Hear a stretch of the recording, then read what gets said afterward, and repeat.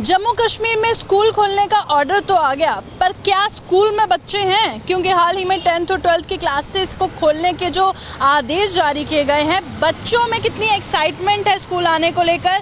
चलिए चेक करते हैं कि कितने बच्चे स्कूल पहुंचे हैं।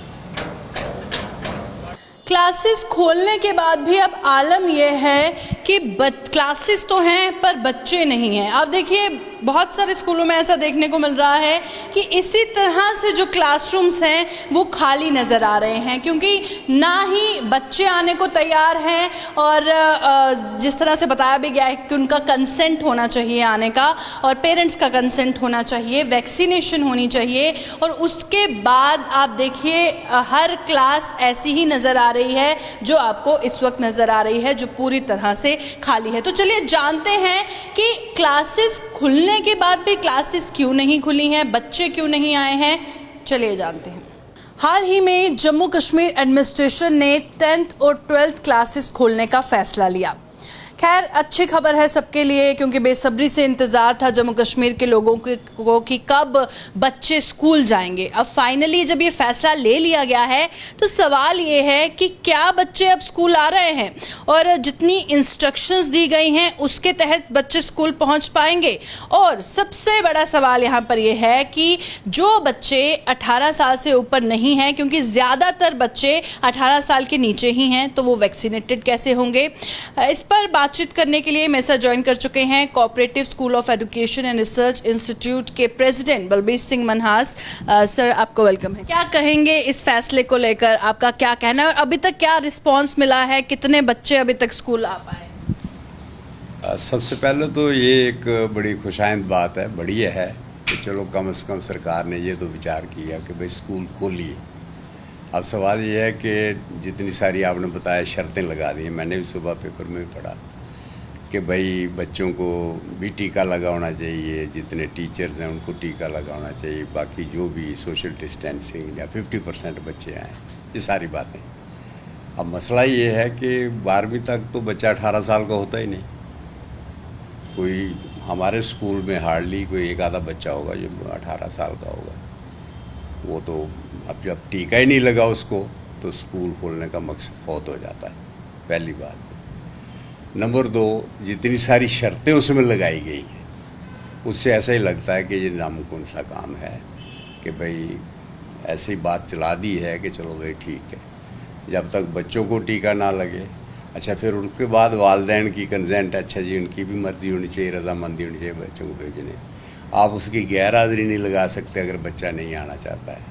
तो ये सारी बातें कुछ इसको मेरे मुताबिक, ऐसा तो कहने को तो खुशाइंद बात है, लेकिन नामुमकिन सा कदम है जिसको हमें देखना चाहिए, इसको रिविज़िट करना चाहिए गवर्नमेंट ने कि किस तरह से हम स्कूल खोल रहे हैं फेज़ मैनर में, ताकि बच्चे स्कूल आएँ। बच्चे आज के डेट में तो बच्चा स्कूल आने को तैयार ही नहीं, वो क्रिकेट खेल रहा है, शादी ब्याह में जा रहा है, दावतें उड़ा रहा है। मैं देखता हूँ बहुत सारे बाज़ारों में फिर रहे हैं, बगैर मास्क के भी फिर रहे हैं।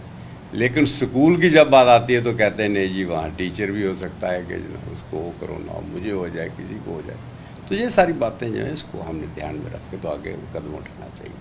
तो बिल्कुल काफ़ी देर हो चुकी है, बहुत वक्त हो चुका है जब बच्चों की पढ़ाई सफ़र हो रही है कोविड-19 आने के बाद। तो आपको नहीं लगता इट्स हाई टाइम नाउ, अब उसके बारे में भी सोचने की ज़रूरत है कि बच्चों की पढ़ाई सफ़र हो रही है, और अब कहीं ना कहीं इस तरह से सिस्टमेटिकली स्कूल्स खोल देने चाहिए और पॉसिबिलिटी ज़्यादा रखी होनी चाहिए। क्योंकि पॉसिबिलिटी आप देखिए, वैक्सीनेशन की पॉसिबिलिटी नहीं है, बच्चों का कंसेंट चाहिए, पेरेंट्स का कंसेंट चाहिए। तो इतना सब जो रूल्स हैं ऑर्डर में निकले हैं, तो क्या लगता है कि पॉसिबिलिटी कम हो गई है और जो सफरिंग है एजुकेशन सिस्टम की वो ज़्यादा हो गई? नहीं, धक्का तो लगा है, इसमें तो कोई शक नहीं, क्योंकि बच्चा अब जैसे मोबाइल से पढ़ाई करनी तो ये एक नामुमकिन सी बात है, हो रही है। चलो जी बच्चे लगे हैं, टीचर लगे हैं, पेरेंट्स भी देख रहे हैं, लेकिन जब तक बच्चा स्कूल ना आए, मेरा जो ज़ाती मानना है, तब तक पढ़ाई नहीं हो सकती।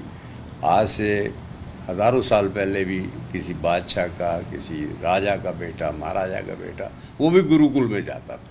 हालांकि उनके पास सहूलत थी कि भाई टीचर, आचार्य है, जो भी पढ़ाने वाला गुरु है वो उनके महल में आके पढ़ा जाए बच्चों को, लेकिन ये नहीं, सिस्टम यही है कि बच्चे स्कूल जाएं। अब उनको स्कूल में लाना एक बड़ा मुश्किल काम प्रतीत हो रहा है। आज की तारीख में जब ये आ गया फैसला सरकार का, तो ना किसी पेरेंट्स की तरफ से फ़ोन है कि स्कूल खुल रहा है तो हम बच्चे को भेजें, कैसे भेजें, क्या इंतज़ाम करें। गाड़ियाँ स्कूल वालों के पास हैं, ड्राइवर रखे हैं, गाड़ियाँ तैयार हैं बच्चों को ले जाने के लिए, लेकिन बच्चे नहीं आ रहे। किसी बच्चे की तरफ से फ़ोन नहीं आया कि साहब हम आएँ कि ना आएँ। अलबत्ता टीचर कह रहे हैं उनको कि भाई आप वैक्सीनेशन अगर 18 से ऊपर है तो वैक्सीनेशन करवा के आ सकते हो, जब ऐसे भी अगर आ जाओ तो कोई दिक्कत नहीं। हमारे स्कूल में वैक्सीनेशन सेंटर रहा है यहाँ 2 महीने, हमने फ्री ऑफ कास्ट गवर्नमेंट को दिया था कि लगाइए, सब लोगों को जो जो भी एलिजिबल है लगाइए। लेकिन अब ये अगर इसी तरह डरते रहेंगे तो मेरा ख्याल है आने वाले, अभी 1.5 साल के ऊपर हो गया स्कूल बंद हुए, तो आने वाले समय में भी तो अभी 4-6 महीने और लग सकते हैं। कह रहे हैं नवंबर में वैक्सीनेशन आएगी बच्चों की, 15 साल से ऊपर वालों की। तो फिर ये जो डिले हो रहा है, इससे बच्चे बहुत ज़्यादा सफ़र कर चुके हैं और बच्चों की जो बुनियाद कमज़ोर हो गई उसकी भरपाई करना ज़रा मुश्किल हो जाएगी हमारे लिए। सिस्टम को एक बहुत बड़ा धक्का लग रहा है इससे।